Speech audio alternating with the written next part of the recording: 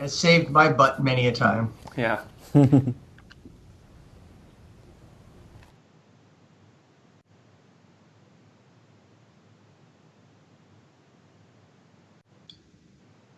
okay. It just sounds like a busy place.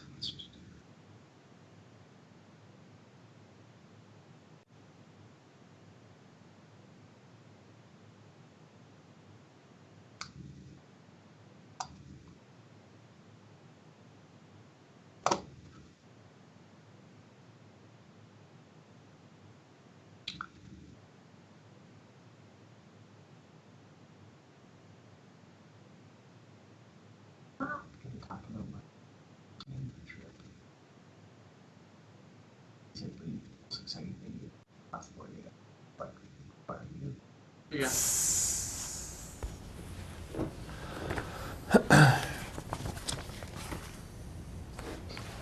We are live! What's up, everybody? How you doing? It's Thursday, April 13th. My name is Paul Stevenson. I'm a proud host of Startup Live. This is my boy Tuan Nguyen. I'll have him introduce himself in just 1 second. Basically, I'm here and I love working with Startup Canada. I think they're an amazing organization. They help entrepreneurs all across Canada. Myself personally, I'm a real estate financing expert, a podcast host, and an online content creator. I love business networking. This is a great opportunity to talk to some business leaders, obviously. And Tuan will give you a bit more insight on what we're going to be talking about today. Startup Canada is a national rallying community and voice for Canada's entrepreneurship community. So doing some great things here in the country of beautiful Canada. Spring has officially sprung. It's beautiful outside. And Tuan, why don't you introduce yourself? Yeah, dude. How's it going, everyone? My name is Tuan Nguyen. I actually what people would call a successful entrepreneur, but what has come to fruition in public is that I've always had trouble with relationships and all these things that were deep inside.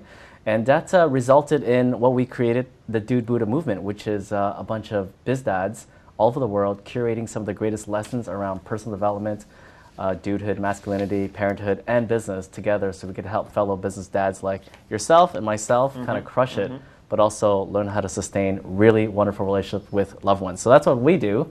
And I love being part of Startup Canada because in the past, having several startups myself, it was really challenging not having one organization to represent and rally some of the most amazing people to support the growth of entrepreneurship within Canada. So I really appreciate being part of this organization and being here live with my boy Paul here. For sure. And our two wonderful guests, which I'm so excited to introduce you guys in a little bit here.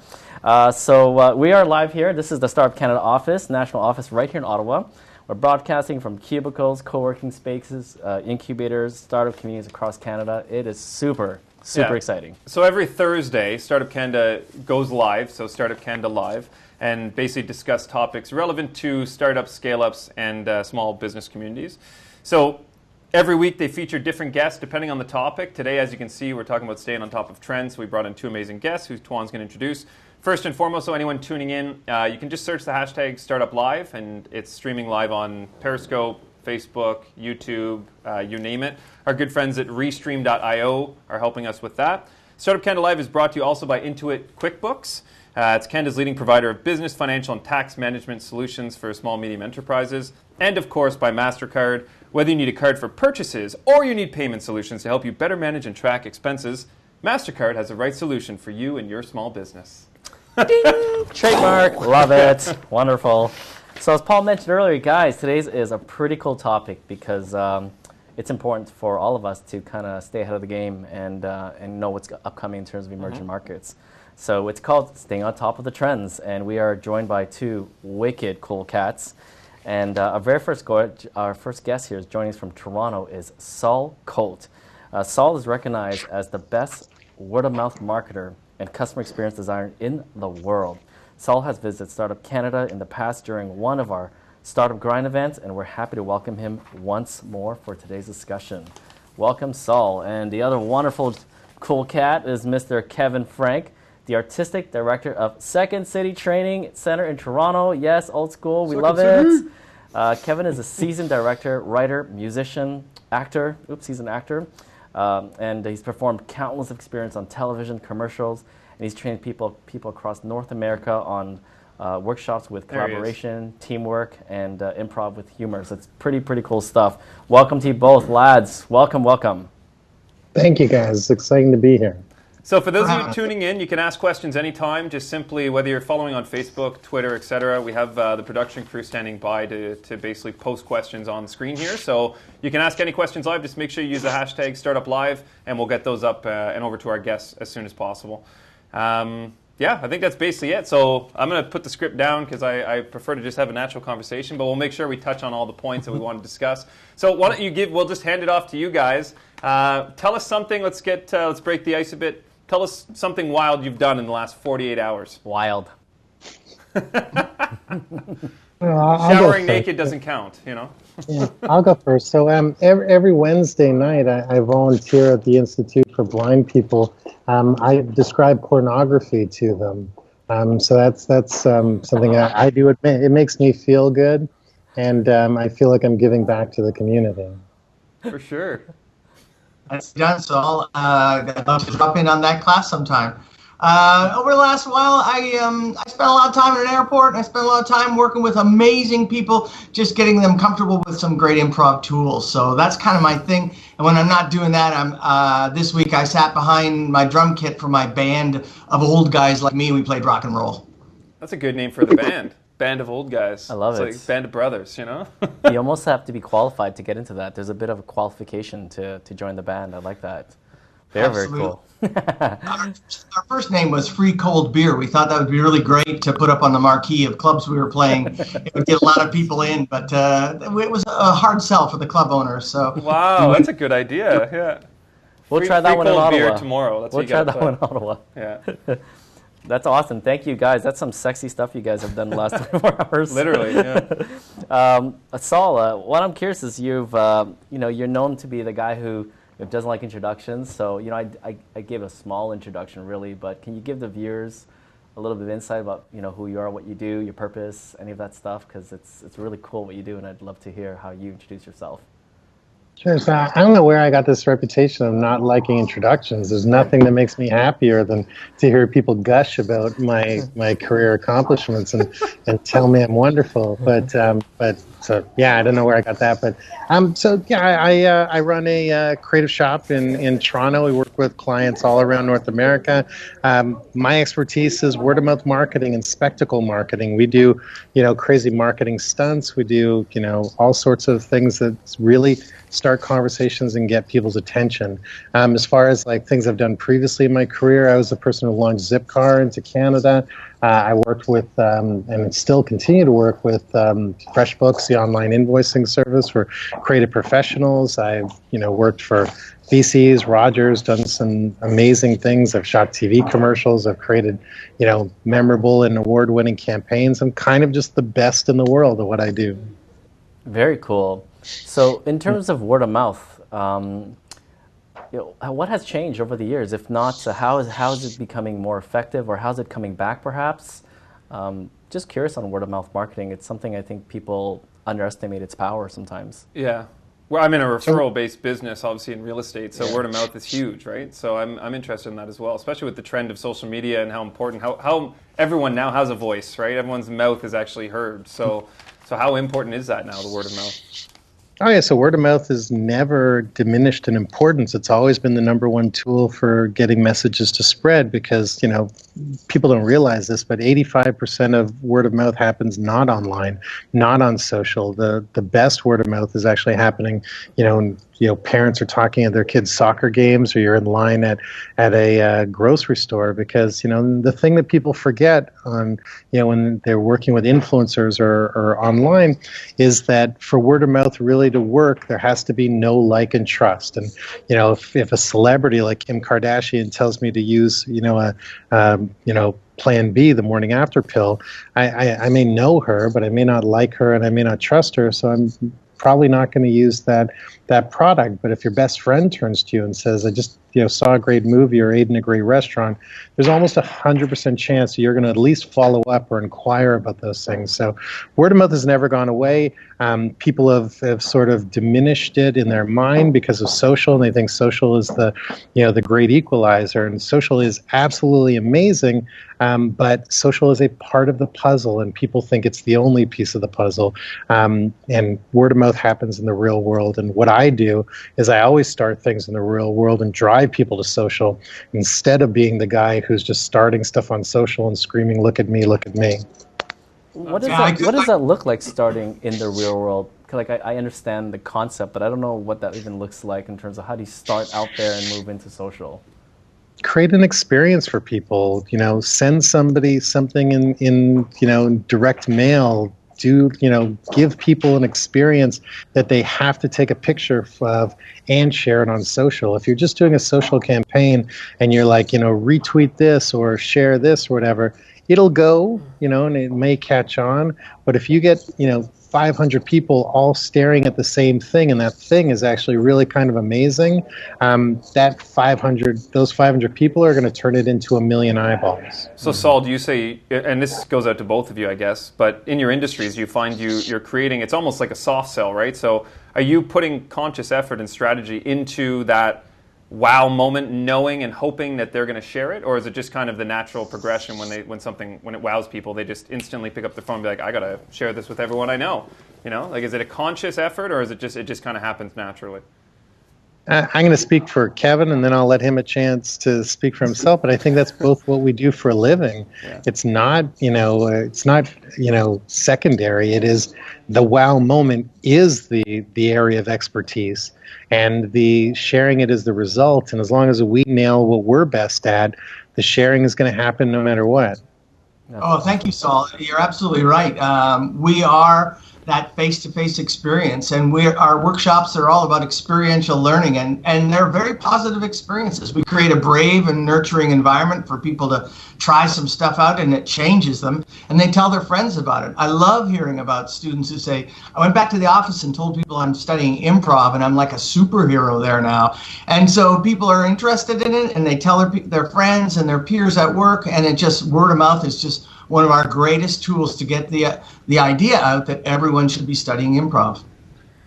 Yeah, I was at a conference yesterday, and they were talking about Google's zero moment of truth. ZMOT, I don't know if you guys have heard of that or not. I'm sure you guys have heard of that. Yeah. But they're just talking about how there's no, like, when people are making decisions now, it's not impulse, but there's a zero moment of truth. Like, it's instant. It's like as soon as they see something. So in that case, if you create that experience for someone and they're sharing it, as Saul was saying, there's like 100% chance that they're going to take action on it. It's no longer like, oh, let's put this on the back burner. It's like, well, that's a good restaurant. Let's call them and book a reservation right now because I want to get in there. There's that zero moment of truth now, and it's prevalent in every business, I'd say, now across Canada.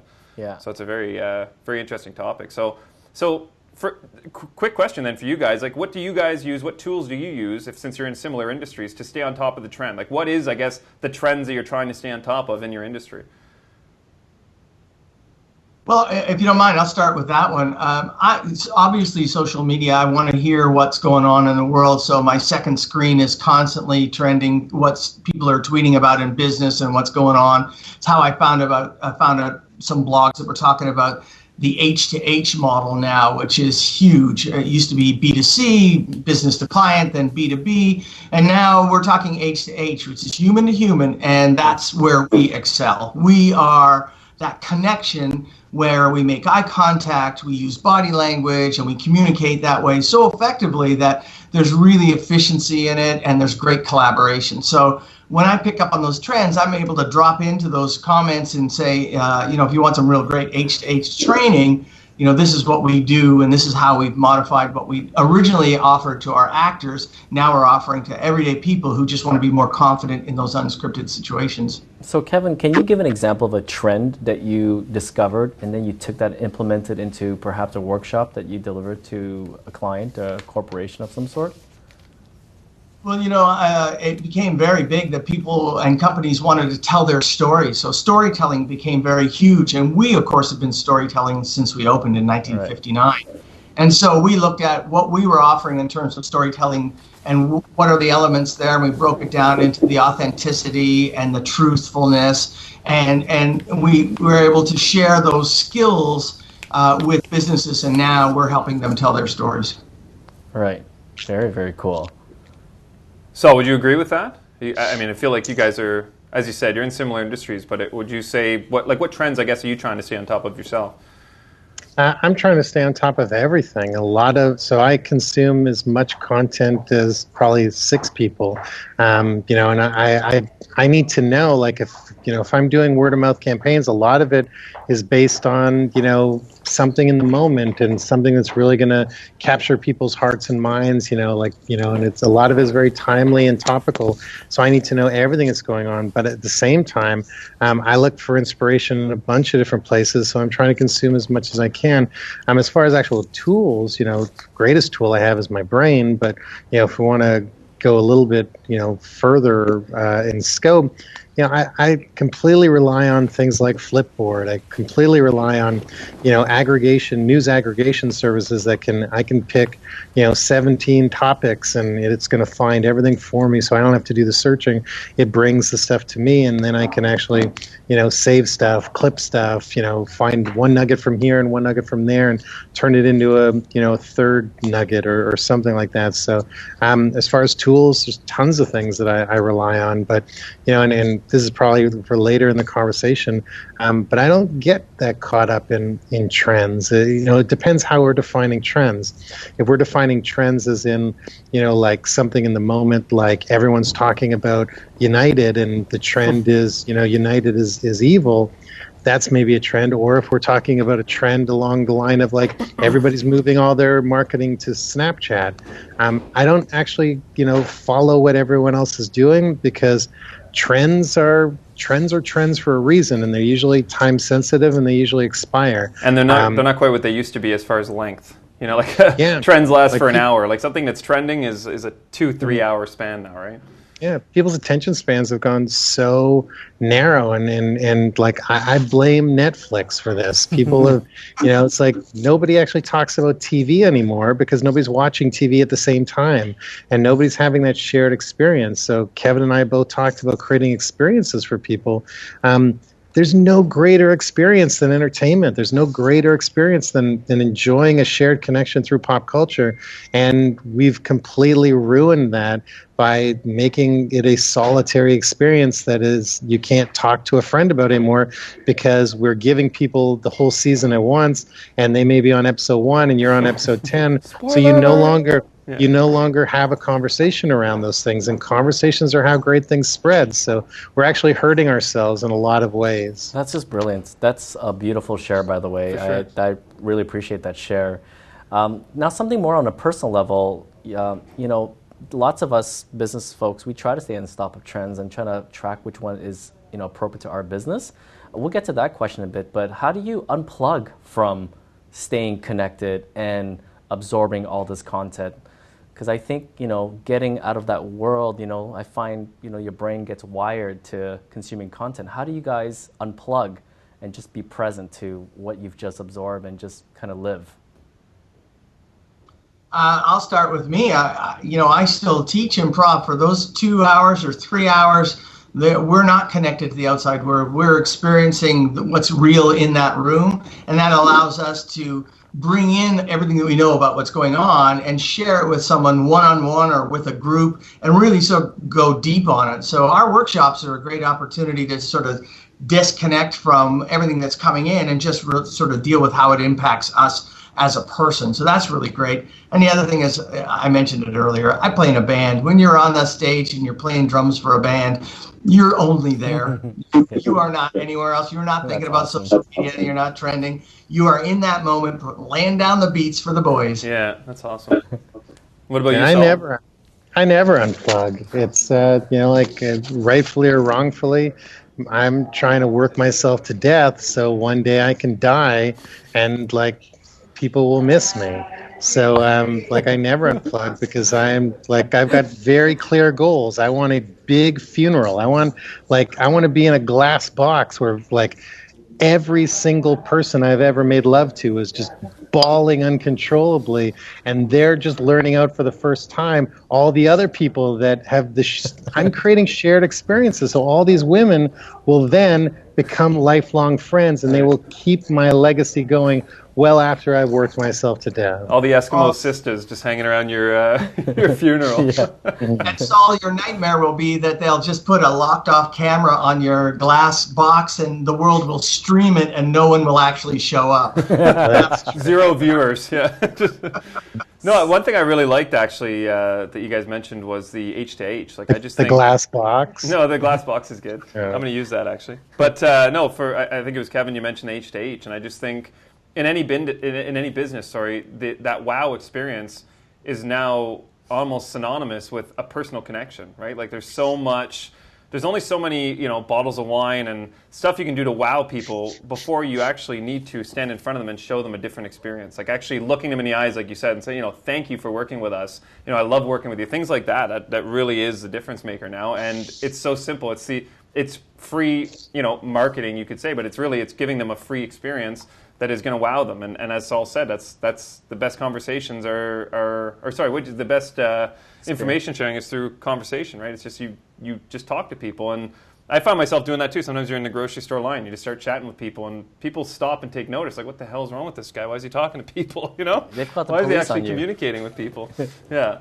I'm actually just imagining Saul, as morbid as this may sound, but lying in this glass coffin in a Japanese kimono. That's what I'm kind of picturing right now. But we digress, of course, as we always do.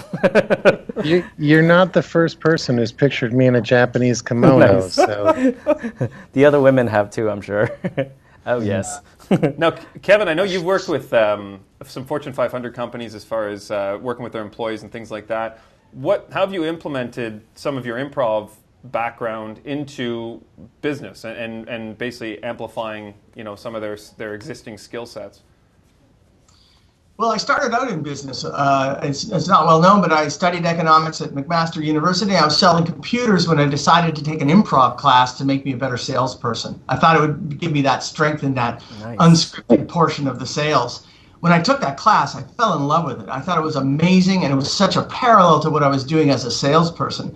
But I really excelled, and Second City offered me an audition for their touring company. So I had to really weigh whether I was going to take this acting job that was going to pay me what I was paying in taxes to travel around and perform on stages. And of course, with my business background, I jumped on that opportunity. And so I can relate directly to the people who are still in the corporate world about what deadlines are and the creativity moments and working collaboratively with teams. And I get to share with them what we did as an ensemble. Our ensemble on stage is a company that creates a product for the client that's sitting in the audience, and they do it in real time, and they show them all the mistakes. So we embrace that failure on stage. We collaborate with each other. We're great listeners. And so that's where it's easy to make those tiebacks to business when leaders need to be great mentors or a group needs to brainstorm on changing a paradigm or a corporate culture.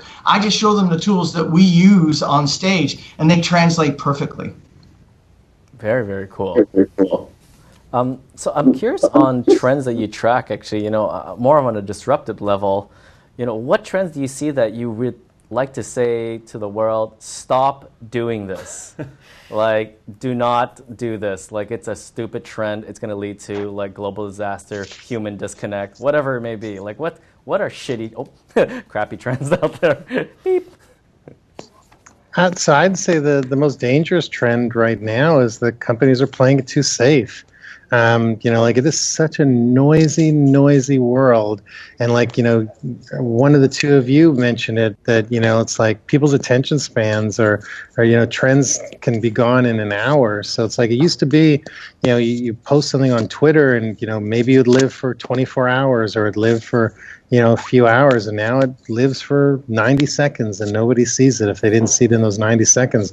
Companies have to completely break out of their comfort zone because apathy is set in, and it's like Pepsi got all that grief for their awful ad, and it was an awful ad, but guess what?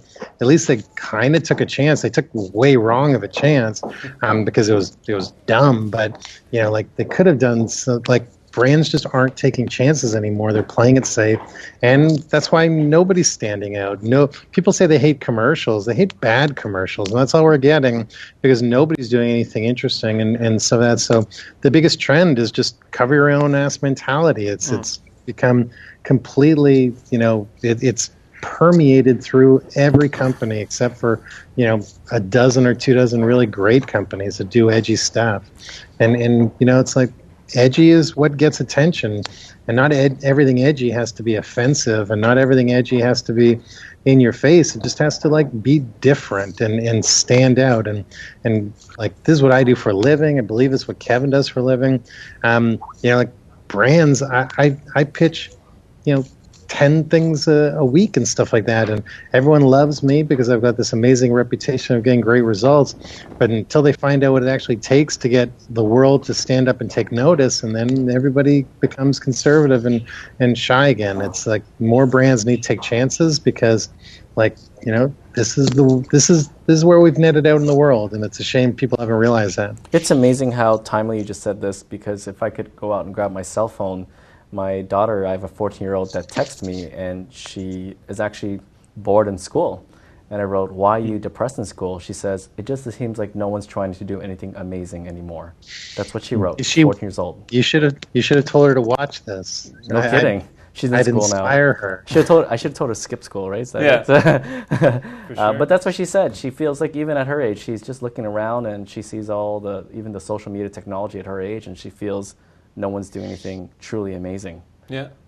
And it's scary in the sense that if you do have an interest, you can go online and find, I've said this before, but you can find 1 million people that have the same interest as you, and it kind of gives you a confirmation bias in what you're doing, right? And I think that, if you're talking about trends, I think that's probably the unhealthiest, is that you can find a community for anything. If you think the world's flat, you can find a community that'll support you in that, and there'll be millions of people because everyone is there. But it doesn't. It's very unhealthy. It can really shape your mental approach to other things in your life, right?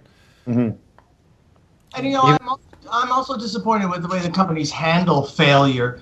Pepsi should have jumped right in front of that and made 6 more bad ads just like that. Yeah. And create it as a statement. That's what they should have. They should have embraced and said, "Look, we screwed up. We made a bad commercial," and then make a worse commercial. That's what they need to do. Is failure is that opportunity to find something new. That's where innovation comes from. If you don't make any mistakes, you're not going to innovate. And so companies are playing that safety.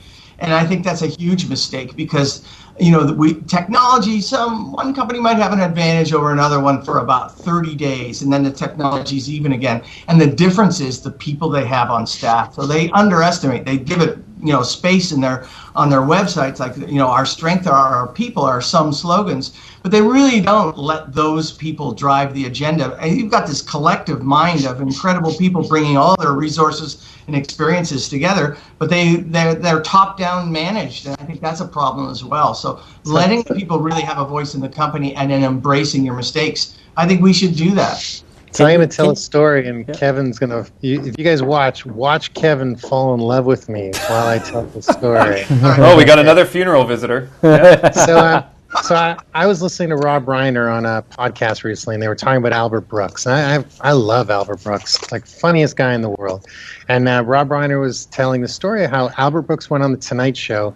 Johnny Carson had a replacement guest, and Albert Brooks did this bit where he was a mime in full mime, paint, and he just spoke the whole time. And he's like, I'm in a box, and it didn't go over well.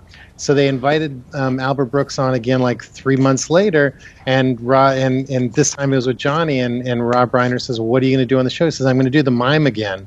He says, but it didn't go over well. He says, I know, but it's funny, so we need to do it again. Like a lot of these people, like they need to know when something is good, and they need to take chances, and they need to do things again, and so it's like, we need a little bit more Albert Brooks in all of us. Yeah, that's a good point. So with all the, sorry, go ahead. You guys know who Albert Brooks is, right? Yeah, absolutely. Yeah, it's great. So with all the noise online and all the access to information, like how, and the noise behind me, and the noise behind you. Where are you? Are you in your office right now? Nah, I'm squatting. I'm like a homeless person. I just go wherever there's Wi-Fi. So yeah, I guess with all the noise and all the information available, like what strategies can you recommend to people that have startups or small, medium-sized enterprises as to how to kind of weed out the noise and basically pinpoint the actual trends that they need to follow in their industry? Saul, I'm going to let you jump in on that one. Oh, yeah, so it's like, I'd say it doesn't matter what trends are trendy right now. All that matters is what your customers care about. And the biggest mistake a lot of these startups make is they actually don't know who their customer is, and they don't know who their target is. So, the cycle of a business is usually design, development, and then marketing. Design, develop, marketing, and that's like the cycle of product development. But the real cycle of product development is customer identification, design, so you know who you're designing for, development, you know who you're developing for, and then marketing. The biggest mistake is people don't take those, like that customer identification piece, into all aspects of their business. If you know who your customer is, you know where they live, you know what they want, you know what they like, it isn't as noisy as space. It's only noisy when you're trying to be everything for everybody, and you can't laser focus and target down. God, I sound so smart on this thing. I know. You should have me on every Thursday. Seriously, You're looking sexier by the minute, We should Saul, I make have this to show say. daily. We should change I want you this. to know, this is my lunchtime. I have food here. I only brought soft food so I could eat it on your show and it wouldn't actually make noise in the microphone. You're considerate too. That's just amazing. It's turkey. Turkey is soft. Have something soft there. I also think it's important to know yourself. You got to be authentic, because you can't keep up a lie. It's easier to stick with the truth. So be authentic, know about yourself, and then you're going to attract success rather than chase it. Because you're going to be very clear about who you are and what you can do, and you can replicate that because it's the truth and you don't have to vary from it. So, and the resilience about staying with that message, you really have to believe in yourself and believe in what you do. And regardless of the pushback or the comments, and we know that people can pile on the internet with social media, and you can cut through that by saying consistent things and focused things about what your strengths are without worrying about it. So resilience and authenticity are a massive importance for a company or an individual to be able to have some success. I think what's amazing about this conversation is that, most entrepreneurs and business owners, or however you want to call them, they try to approach their business in such a formulaic way. Mm-hmm. And this is a great insight to kind of break that formulaic approach and kind of be a little bit more colorful, a bit more natural, a bit more organic, And, at least at this point, I think most people can relate to you, Saul, because you describe yourself as, a homeless person looking for Wi-Fi. Right, and I guess a homeless person looking for a Wi-Fi is essentially an entrepreneur. And but what I'm curious is, if you're saying companies should do, kind of be less comfortable or not as comfortable, can you give the viewers some ideas of some companies you find are just going out of their comfort zone, doing some really sexy things, so they could research and kind of learn from these companies? So I use this example a lot, but I think American Apparel is one of the greatest case studies in being true to your brand. So, they, and I don't know how graphic we can get. I don't know if I can even say this, but they had pubic hair on billboards. They did all sorts of stuff that was really considered edgy, but it was considered edgy if you didn't know their brand. Like, they were really just being themselves, and that's what they believed in. And rightfully or wrongfully, and I think they made some really smart choices and some really poor choices, but their poor choices weren't like they were poor choices because like they didn't know where that line was. And everybody has like a line of what sort of like their comfort level is, but like it's really about being true to yourself. If your brand personality is conservative and boring, if you're a bank or something like that, then like you should be a bank. But if you're a startup and somebody's just handed you a check for $1 million and you got to figure out a way to 10x that investment or something, you better take some chances, because like nothing comes just like the field of dreams, build it and they will come. That does not exist anymore.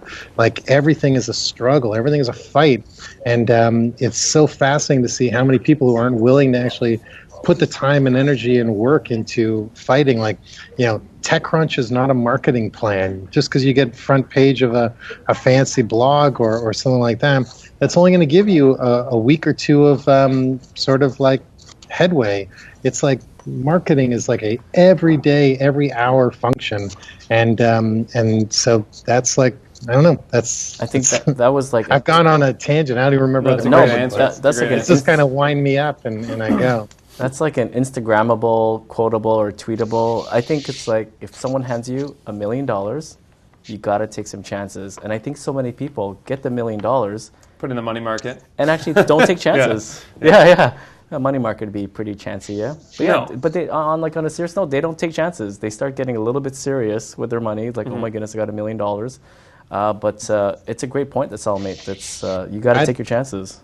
So I'd like to set a challenge to anyone listening. If anyone wants to give me $1 million and follow me around with a camera for a couple of days, and I'll show you how to spend that money, I think like we should do this almost on a weekly basis. So you guys, if you can line That's up a really few cool. people who are willing to give me $1 million. We'll start a GoFundMe a account. week. Well, yeah, that'd be interesting. Yeah, I think for me, like in our industry, we're in a real estate financing industry, right? Like I have a mortgage brokerage. So when you're talking about banks, like there's a very thin line because we are a startup and we're going into our 5th year. We are different. Like we're more modern. We're a younger team. We try to think outside the box, but again, you're dealing with people's finances. So there's only so far, like you said, there's that line. I feel like our line's a little closer than some other companies that literally need to be outside the box, and they're aiming for that, 18 to 25 age demographic. So for us, it has been challenging.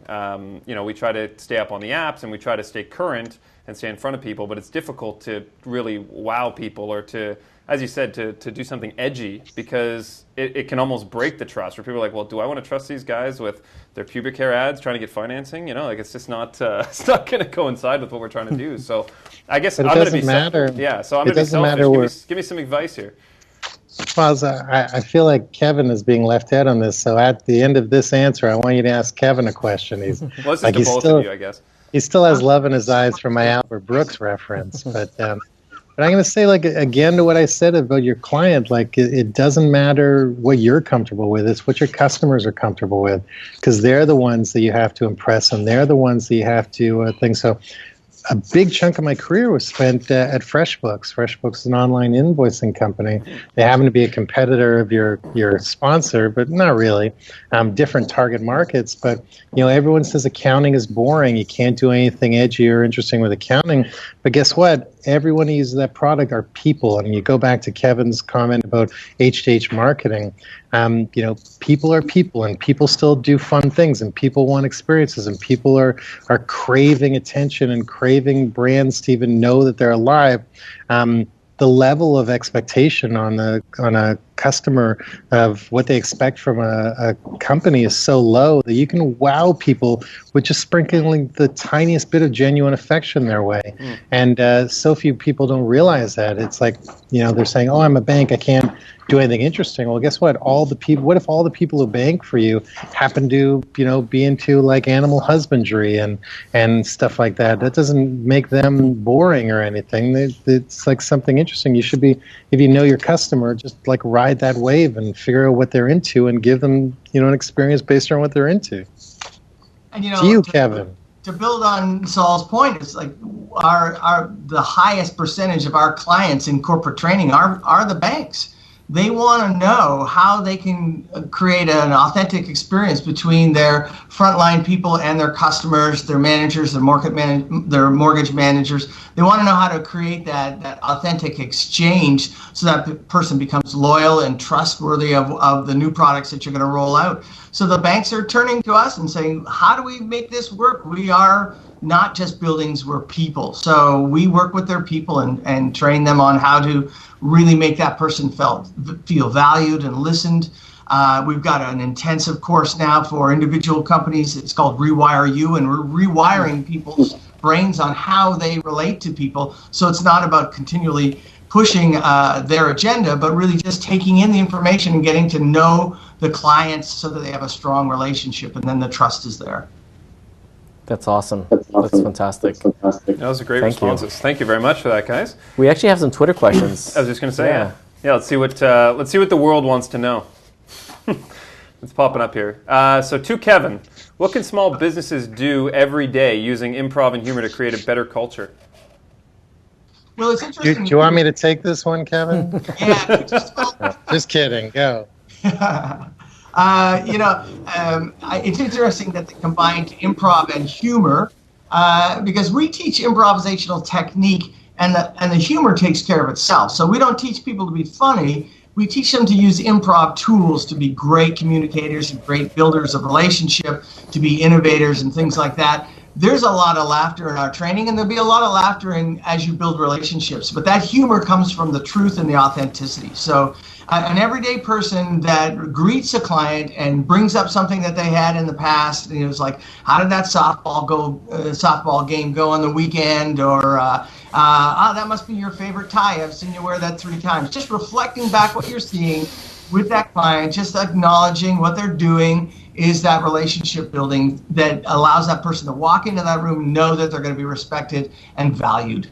And how and to that point, like you said, being in the moment, like being present. You were talking about when you're in the band, when you're jamming, like you're there, you're in that moment, right? And I think a lot of improv is just shutting out everything else going on and being right in front of it and owning it, right? Just owning yourself, owning who you are, and as you're saying, being genuine, being truthful. I think that's one of the main aspects of improv. Am I wrong? I feel like no, you're absolutely right. Yeah, being right in that moment when that person feels like they left a conversation with you and you were very present for them, they feel like it was a valued amount of time spent with them, and then they got their message across, and they think there's going to be an action plan that comes from that because you were very present.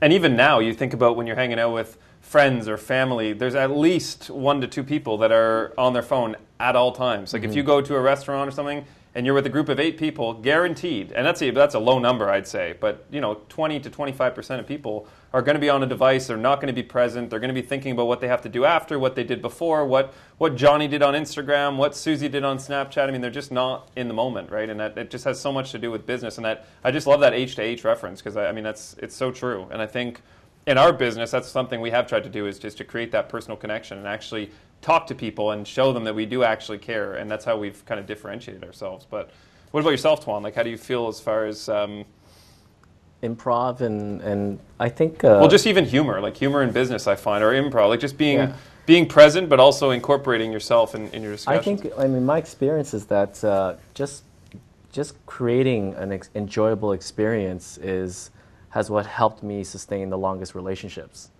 Right, just kind of having a blast and just creating, really, just as the 2 awesome guests have said, just the pure experience has actually been the strongest relationships I've developed. When it's something a little bit more transactional, it hasn't really resulted in anything truly remarkable between or long-standing. Yeah, exactly.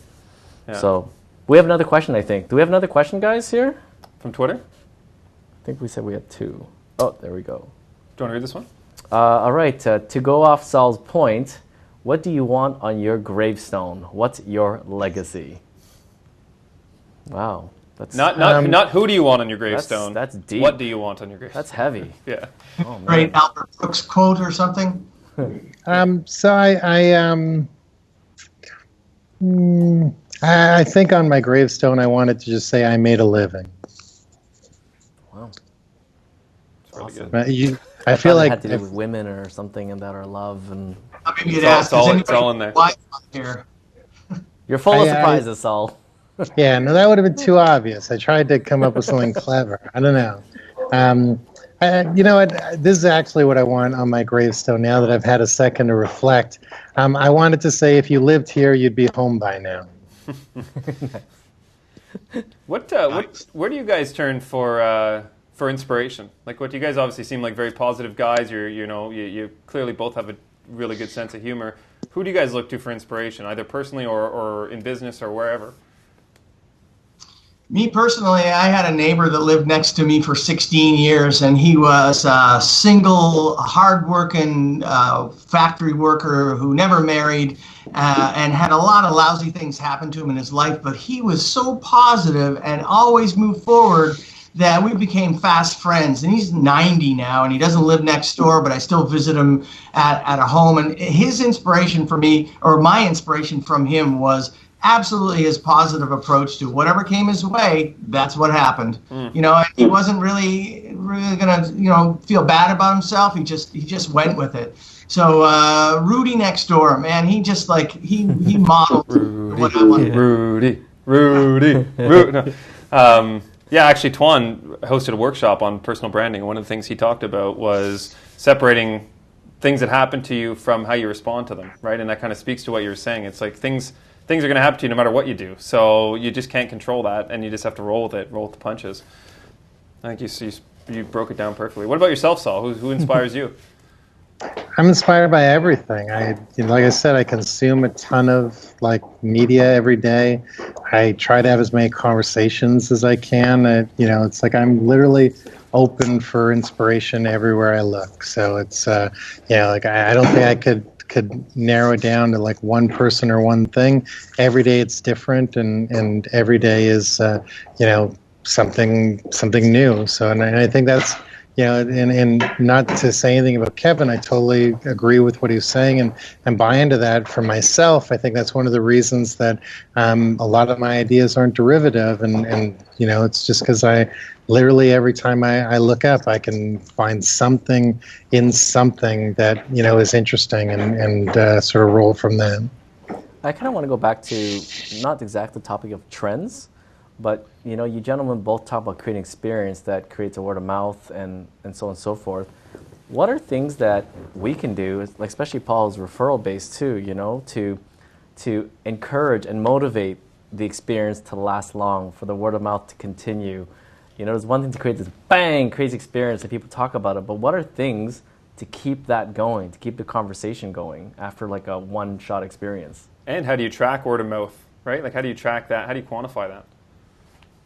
What I would recommend is have an event that teaches people to do what that event does, because then it's that old adage, give a man a fish, you feed him for a day; teach a man to fish, you feed him for the rest of their life. Have an event that allows that person to take away that experience and share it and own it and multiply it throughout. And that's how that single event multiplies out into 1,000 different events, and it reaches out to a network that you had no opportunity to reach out to. Brilliant. Saul?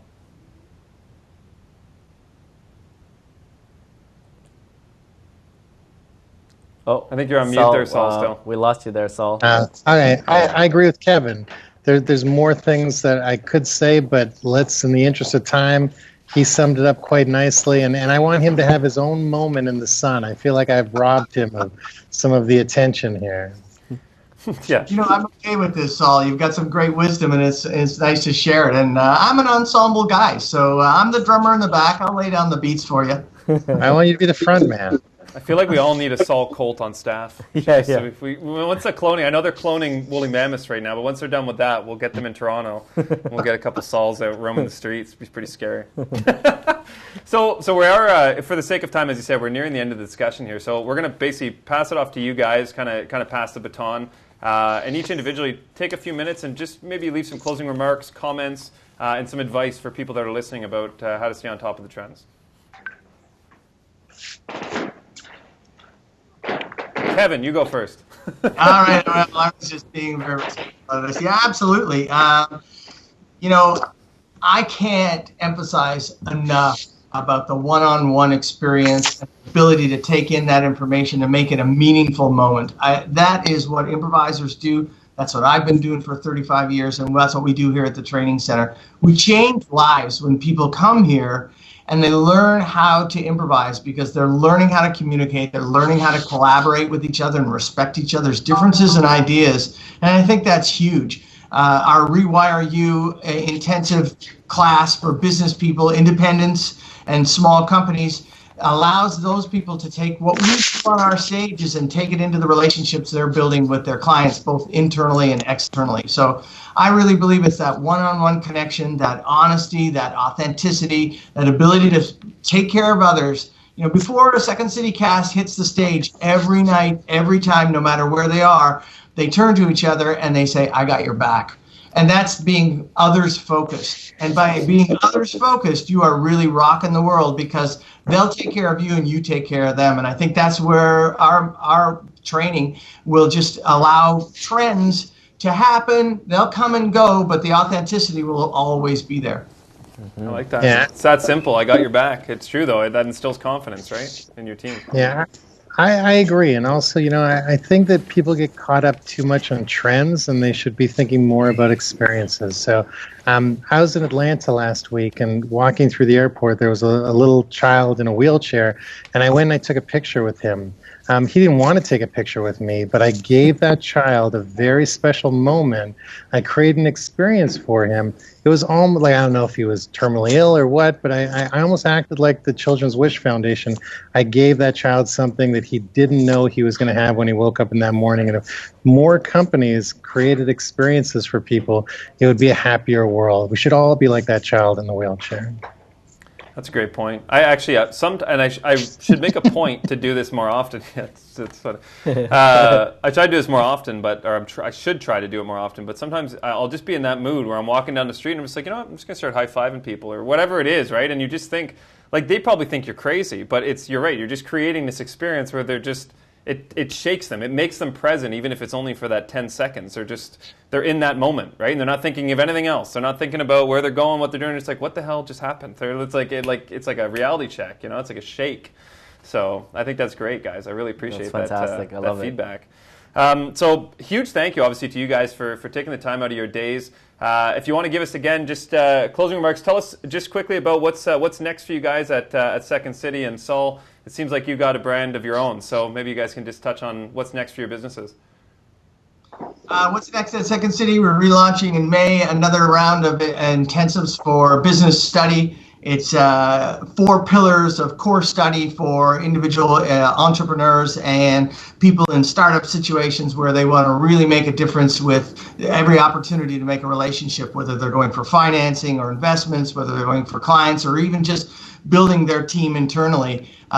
This course is an amazing course. I'm really proud of it. I got to launch it. I got to be in Chicago when they launched it there, and it's near and dear to my heart because that's where I come from.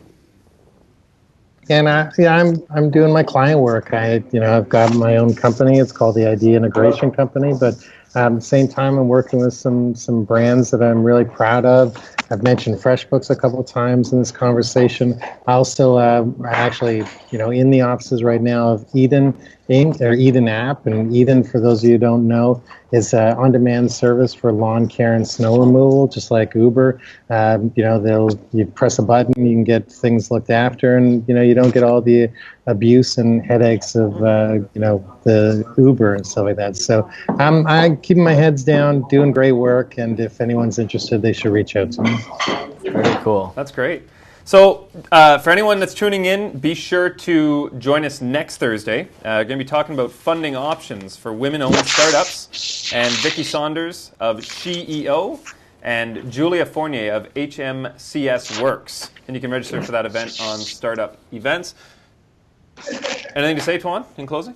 I guess you can stay informed on all the latest opportunities, announcements, entrepreneur events, following Startup Canada here on Twitter, blah, blah, blah, blah, Instagram. We're all on every social media. A new Startup podcast drops every Tuesday on iTunes. Check it out. Startup Canada Live here is on Periscope, Facebook Live, event stream every Thursday, 12 to 1 p.m. To everyone here joining us today, Kevin, Saul, thank you guys so much. That was so much fun. Yeah. And we look forward to having you on a daily show. Yeah. And everyone have an awesome long weekend. Take care. Drive safely. Thanks. Spend some time with some family. See you guys.